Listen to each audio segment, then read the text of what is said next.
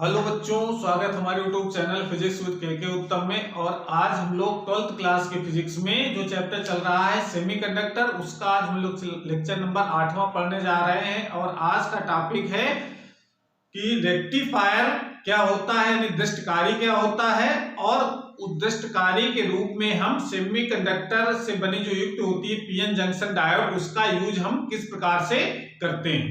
तो पहले तो हम ये जान लेते हैं कि रेक्टिफायर होता क्या है, यानी दृष्टकारी किसे कहते हैं, और उसके बाद हम दृष्टकारी के रूप में पीएन जंक्शन डायोड का यूज किस प्रकार से अर्धतरंग दृष्टकारी और पूर्ण तरंग दृष्टकारी के रूप में किया जाता है। लेकिन आज हम लोग इस वीडियो में जो डिटेल में पढ़ेंगे वो अर्धतरंग दृष्टकारी के रूप में पढ़ा जाएगा।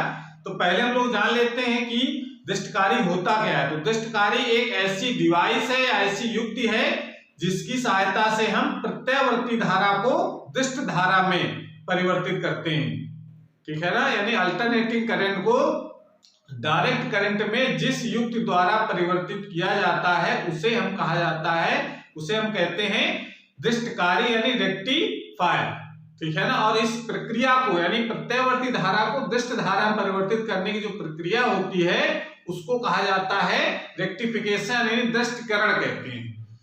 तो इसका यूज हम अर्धतरंग दृष्टकारी के रूप में और पूर्ण तरंग दृष्टकारी के रूप में किस प्रकार से करेंगे, तो आज हम लोग पढ़ते हैं। तो उसके पहले हम बता दें कि जब पीएन जंक्शन डायोड की जब खोज नहीं हुई थी तो उसके पहले दृष्टकारी का जो काम करता था उसको कहा जाता था डायोड वाल्व, यानी एक वैक्यूम ट्यूब थी जिसमें 2 इलेक्ट्रोड होते थे, उसका यूज हम लोग करते थे दृष्टकारी के रूप में। उसी की जगह अब यूज होने लगा है पीएन जंक्शन डायोड, ठीक है ना। तो कैसे चेंज कर देता है ये प्रत्यावर्ती धारा को दृष्ट धारा में, तो थोड़ी सी हम जानकारी दे दें। प्रत्यावर्ती धारा और दृष्ट धारा क्या होती है, ठीक है ना। जैसा आप लोग पता होगा, अगर नहीं पता है तो फिर हम आपको बता देते हैं कि प्रत्यावर्ती धारा, इसको नोट कर लेंगे परिभाषा इसकी। उसके बाद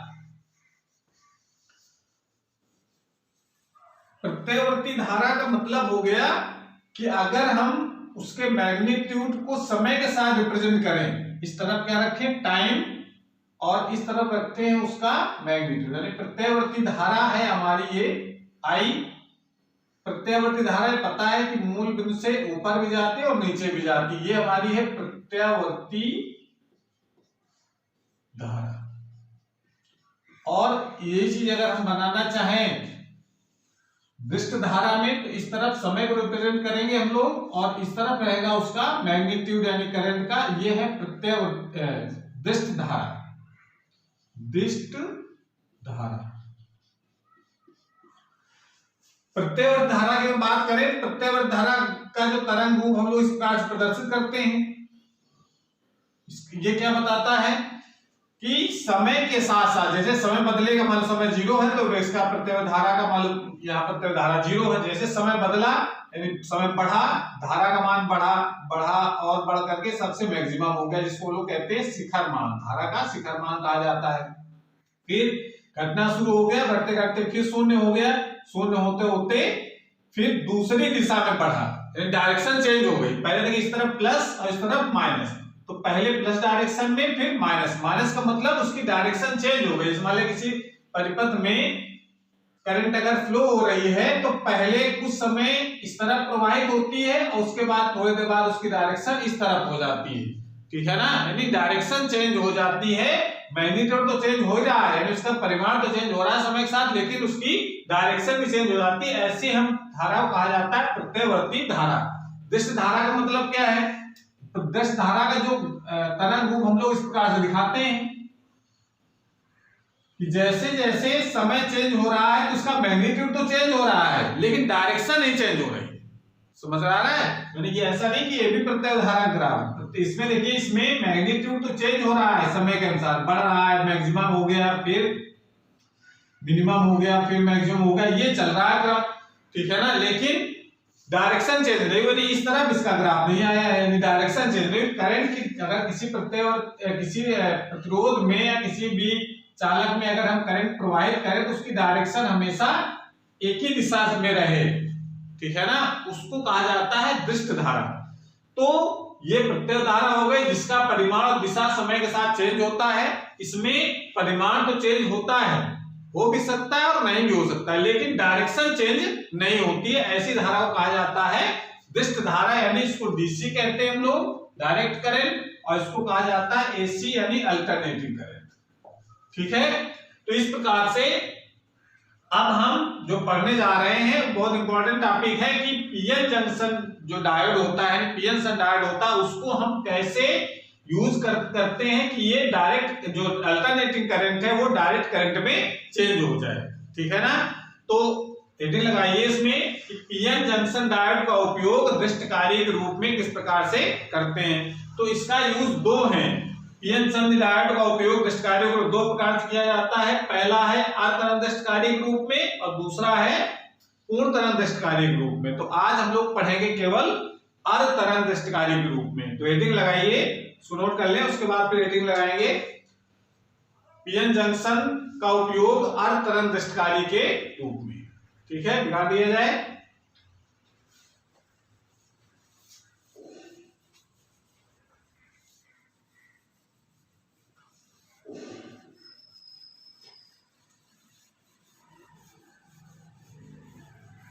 नोट्स अगर अपने आप से बनाते हैं तो बहुत बढ़िया है। जरूरी नहीं कि जो हम नोट्स आपको बना के दे रहे हैं, बनवा रहे हैं, वही बनाए। आप समझ करके जो थ्योरेटिकल टॉपिक है इसको आप अपने मन से भी अपनी भाषा के रूप में लिख सकते हैं। ठीक है, तो हेडिंग लगा लीजिए। नंबर 1, पहला उपयोग हम लोग पढ़ने जा रहे हैं पीएन संधि डायोड का उपयोग अर्ध तरंग दृष्ट कार्य के रूप में। ये हेडिंग लगाएंगे। इंग्लिश में इसको लिख सकते हैं PN junction diode.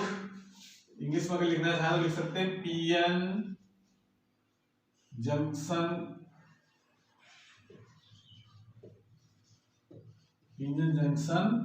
Diode as a half wave rectifier.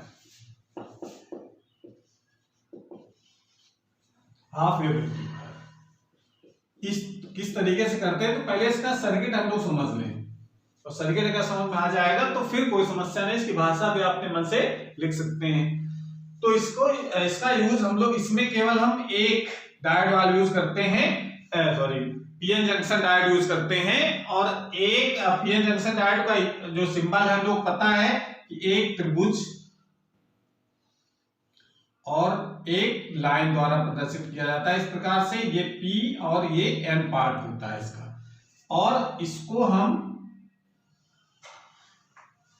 पहले इसका एक सिरा ट्रांसफार्मर की द्वितीय कुंडली, ये इसकी द्वितीय कुंडली है, और ट्रांसफार्मर की ये है इसकी प्राथमिक,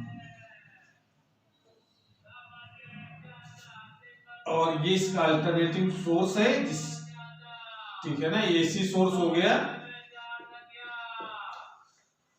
प्रत्यावर्ती विभव है, प्रत्यावर्ती धारा को रिप्रेजेंट करता है ये। और उसके बाद इसका जो दूसरा जो हिस्सा है उसमें कनेक्ट कर देते हैं जिसमें हमको धारा भेजनी होती है जिस उपकरण में, तो इसको कहा जाता है लोड प्रतिरोध RL रिप्रेजेंट करते हैं। यानी इस पॉइंट के बीच में हमको इस जो प्रत्यावर्ती धारा दृष्ट में कन्वर्ट होकर के दृष्ट धारा मिल रही है उसको किस उपकरण में, रेडियो बजाना है, टीवी चलाना है, उसमें भेजना है, तो वो हमारा हो गया लोड प्रतिरोध।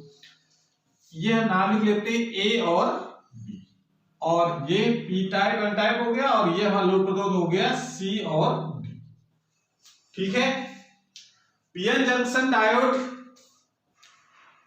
को हम बैटरी से दो प्रकार जोड़ सकते हैं। ये हम लोग पिछले वाले वीडियो में पढ़ चुके हैं, एक रिवर्स बायस और एक फॉरवर्ड बायस। और ये जानते हैं कि जब फॉरवर्ड बायस में होता है तो ये अपने अंदर से धारा को पास करता है, इससे धारा प्रवाहित होती है, और जो रिवर्स बायस में होता है तो इसका प्रतिरोध बहुत ज्यादा हो जाता है, इसमें कोई धारा प्रवाहित नहीं होती। इस सिद्धांत का यूज करके हम प्रत्यावर्ती धारा को दिष्ट धारा में परिवर्तित कर लेते हैं।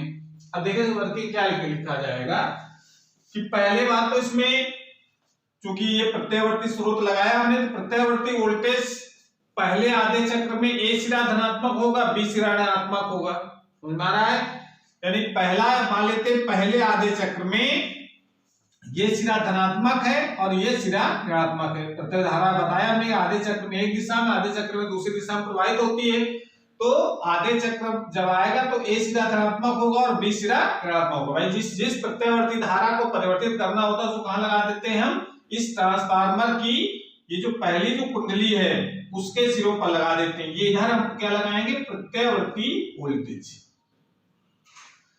म्यूचुअल इंडक्शन के कारण के कारण दूसरी कुंडली में एक प्रत्यावर्ती वोल्टेज उत्पन्न हो जाता है। इसके आधे चक्र में ए सिरा प्लस का, बी सिरा माइनस का, दूसरे आधे चक्र में ए सिरा माइनस का, बी सिरा प्लस का, ऐसे ये क्रम चलता रहता है। तो जिस प्रत्यावर्ती वोल्टेज को चेंज करना होता है उसको कहां लगा देते हैं हम? ट्रांसफार्मर की प्राथमिक कुंडली यानी L1 के सिरों के बीच हमने लगा दिया। ठीक है ना? ये प्रत्यावर्ती स्रोत हमारा हो गया।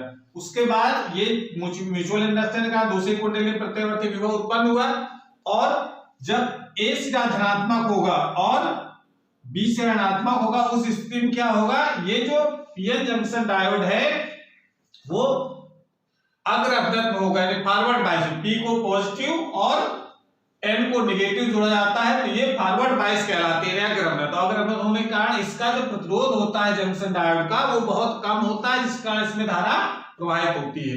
तो ये धारा किस डायरेक्शन प्रवाहित होगी? पी से एन की ओर करंट का फ्लो होता है, यानी कह सकते हैं करंट की जो डायरेक्शन होगी वो ऐसी होगी, सी से डी की ओर। समझ में आ रहा है? करंट की जो डायरेक्शन होगी वो सी से डी की ओर। भाई जितने भी इसके कोटर होंगे वो सब किस तरफ चलेंगे?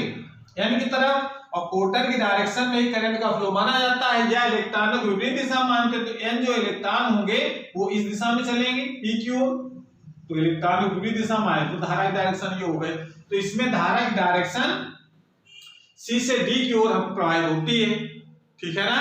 तो अगला जो आधा चक्र होगा ये तो डायरेक्शन इसमें प्रवाहित होने लगी, और अब अगला जो आधा चक्र होगा यानी आप यहाँ पर रिप्रेजेंट कर सकते हैं आउटपुट को कि आधे चक्र में डायरेक्शन इतनी मिल गई हमको। ये जो हमने इनपुट लगाया है ये उसका ये पार्ट इतना मिल गया, जब तक ये ए प्लस का रहा और बी माइनस का रहा। उसके बाद फिर क्या होगा? फिर क्या होगा? अगले आधे चक्र में ए ऋणात्मक हो जाएगा और बी धनात्मक हो जाएगा, यानी ये वाला जो पार्ट आएगा उसका ये प्लस का है और ये माइनस का है। तो जब माइनस वाला हिस्सा आएगा तो ए माइनस का हो जाएगा, बी प्लस का हो जाएगा। तब क्या होगा? उस समय जो पीएन जंक्शन डायोड है ये उत्क्रम अभिनत में होगा, यानी रिवर्स बायस में होगा, और रिवर्स बायस होने के कारण ये अपने अंदर से कोई धारा प्रवाहित नहीं करेगा। तो ये वाला जो हिस्सा है जितना, उस कारण इसमें कोई धारा प्रवाहित नहीं होगी, यानी यहां से यहां तक ये हिस्सा ब्रेक रहेगा। जितना हिस्सा ये वाला आ रहा है यहां से यहां तक, उतने में कोई करंट प्रवाहित नहीं होगी। ठीक है? उसके बाद फिर क्या होगा? अगला जो आधा चक्र आएगा इसी का अगला वाला हिस्सा ये, अब क्या होगा? ये फिर प्लस का आ गया, यानी ए प्लस का हो जाएगा और बी माइनस का हो जाएगा। तब फिर ये जो जंक्शन डायोड हमारा है वो कैसा हो जाएगा? फॉरवर्ड बायस में हो जाएगा, और उस समय इसमें धारा का प्रवाह होगा और उसकी डायरेक्शन हमको ये वाली मिल जाएगी ऐसे।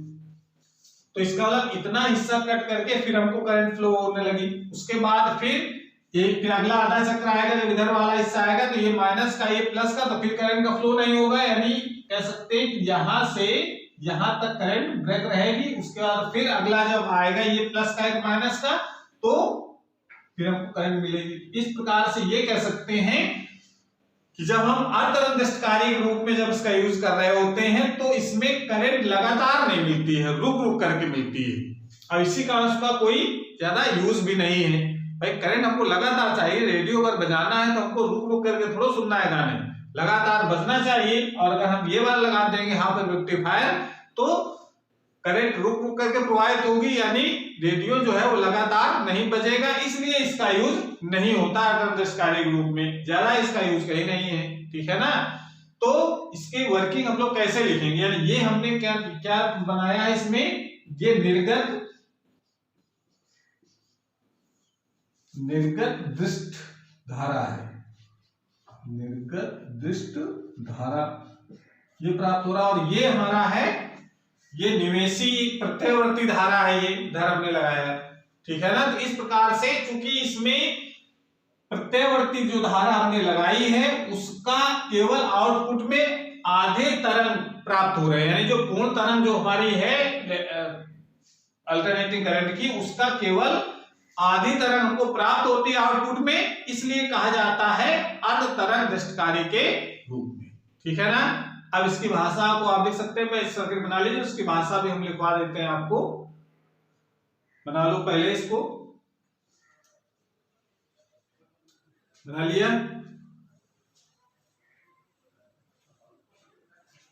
तो अब इसकी भाषा क्या लिखेंगे, आप इसमें देखो तो भाषा यहां लिख सकते हैं कि पीएन जंक्शन, थोड़ी भाषा में लिखते हैं, जगह है भी, पीएन संधि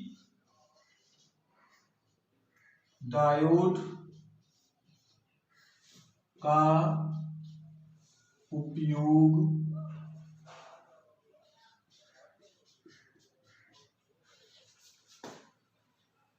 पीएन जंक्शन डायोड का उपयोग अर्ध तरंग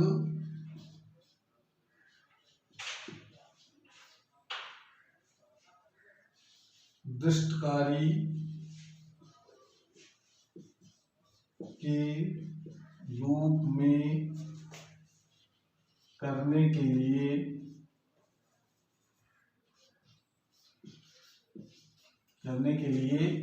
एक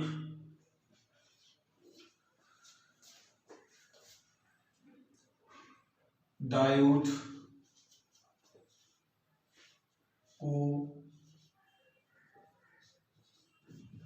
पीएन जंक्शन डायोड का उपयोग अर्धदृष्टकारी के रूप में करने के लिए एक डायोड को निम्न मतलब ये जो परिपथ बनाया हमने, निम्न प्रकार से परिपथ में लगाते हैं। ये तो इसकी शुरुआत की भाषा आप लिख सकते हैं इस प्रकार से कि पीएन जंक्शन डायोड का उपयोग अर्धदृष्टकारी के रूप में करने के लिए एक डायोड का यूज, अभी हम दो डायोड को यूज पढ़ेंगे पूर्ण तरंग दृष्टकारी के रूप में, निम्न प्रकार से परिपथ में लगाते हैं, परिपथ बना देंगे। उसके बाद की भाषा हम लोग लिखेंगे, थ्योरेटिकल टॉपिक जो बताया हमने वो उसको आपको लिखना है। ठीक है, तो उसको नोट कर लीजिए और सर्किट बना लें।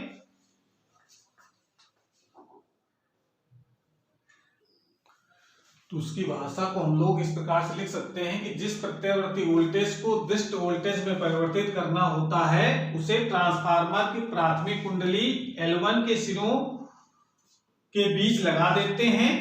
अन्योन्य प्रेरण के कारण द्वितीय कुंडली L2 के सिरों के बीच प्रत्ययवर्ती वोल्टेज उत्पन्न हो जाता है। जब प्रत्ययवर्ती निवेशी वोल्टेज जो हमने इनपुट लगाया है जिसको कन्वर्ट करना चाहते हैं डीसी करंट में, उसको निवेशी वोल्टेज कहते हैं। तो निवेशी वोल्टेज के पहले आधे चक्र में द्वितीय कुंडली L2 का A सिरा धनात्मक तथा B सिरा ऋणात्मक होता है। तो संधि डायोड अग्र अवरोध में होता है, अतः लोड प्रतिरोध RL जिसमें धारा भेजनी है उसको लोड प्रतिरोध कहा जाता है। जो डीसी करंट जो बदली हमने उसको हम जिसमें भेजेंगे करंट को उसको क्या कहेंगे, लोड प्रतिरोध। RL में वैद्युत धारा C से D की ओर प्रवाहित होती है। ठीक है ना, ये तो हो गया उसका एक पार्ट। दूसरा पार्ट, जब निवेशी यानी इनपुट वोल्टेज के अगले आधे चक्र में जब द्वितीय कुंडली L2 का A सिरा ऋणात्मक तथा B सिरा धनात्मक होता है तो संधि डायोड उत्क्रम उन्नत में होता है, अतः लोड प्रतिरोध में कोई धारा प्रवाहित नहीं होती, यानी प्रवाहित धारा कितनी होती है, शून्य होती है। ये क्रिया बार बार दोहराई जाती है। ये जो प्रक्रिया हमारी है बार बार दोहराएंगे, प्लस माइनस होता रहेगा। तो इस प्रकार से कह सकते हैं कि इसमें धारा लगातार प्रवाहित नहीं होती है बल्कि रुक रुक करके प्रवाहित होती है।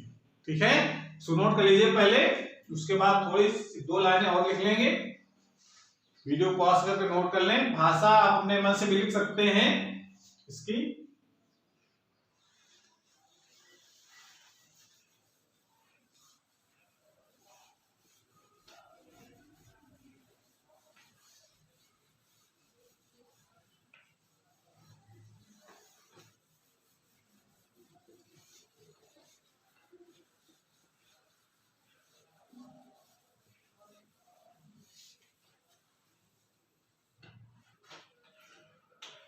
आगे आते हैं।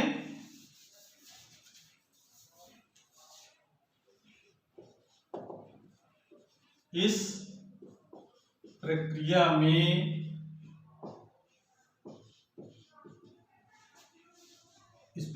में निर्गत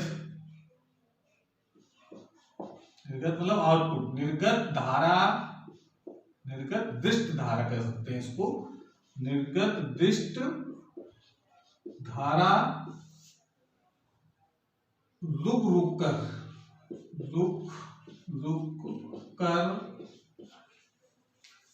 प्रवाहित होती है। रुक कर प्रवाहित होती है, क्योंकि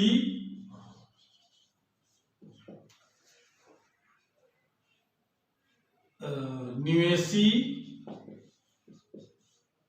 प्रत्यावर्ती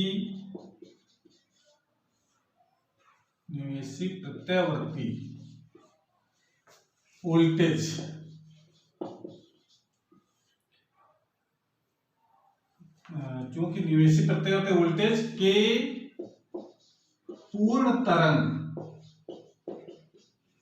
के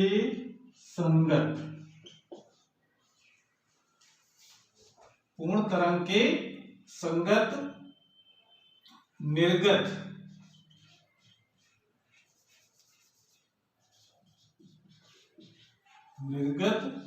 दृष्ट धारा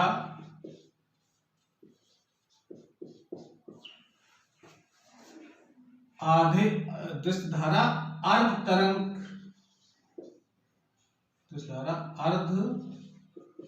तरंग में प्राप्त होती है।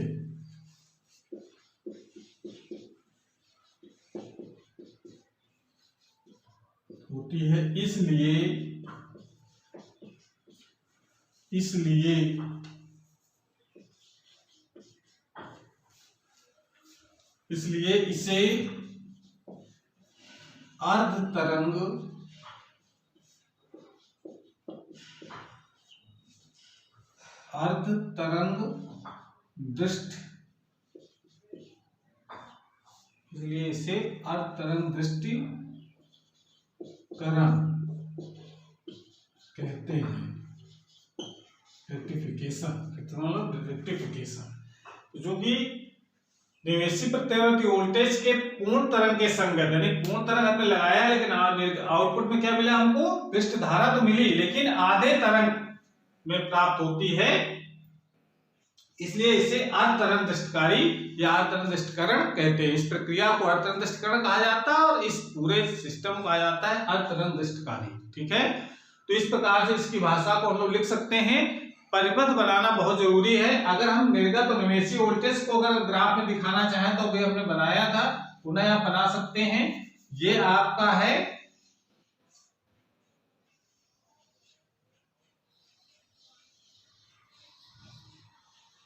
ये ग्राफ हमारा कैसा है? निवेशी प्रत्यावर्ती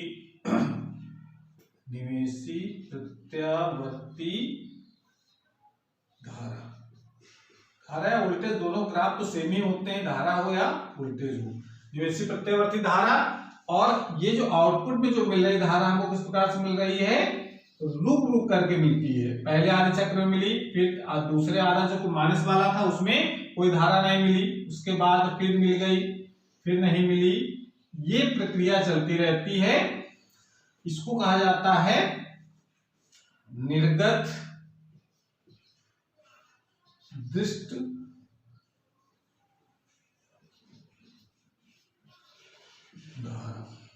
ये निर्गत दृष्ट धारा रुक रुक करके हमको प्राप्त होती है। ठीक है, तो इस प्रकार से ये हमारा टॉपिक कंप्लीट हो जाता है। अगले वाले वीडियो हम लोग पढ़ेंगे पूर्ण तरंग दृष्ट कार्य रूप में। इसका यूज भी ज्यादा नहीं है क्योंकि धारा इसमें रुक रुक करके प्राप्त होती है, इसलिए इसका कोई बहुत ज्यादा यूज नहीं है दैनिक जीवन में। जो दूसरा जो हमारा पढ़ना है इसको हम लोग पढ़ेंगे पूर्ण तरंग दृष्ट कार्य रूप में, उसका यूज बहुत है, उसी को हम लोग आगे पढ़ते हैं। तो अगला वीडियो हमारा पूर्ण तरंग दृष्ट कार्य रूप में रहेगा। तो आज के वीडियो अगर अच्छा लगा हो तो उसको लाइक जरूर करें, और अगर चैनल में नए हैं चैनल को सब्सक्राइब भी करें, जिससे नए जो वीडियो अपलोड हो उसी नोटिफिकेशन आप सबसे पहले पहुंचे। ठीक है, पढ़ाई करते रहिए। Thank you.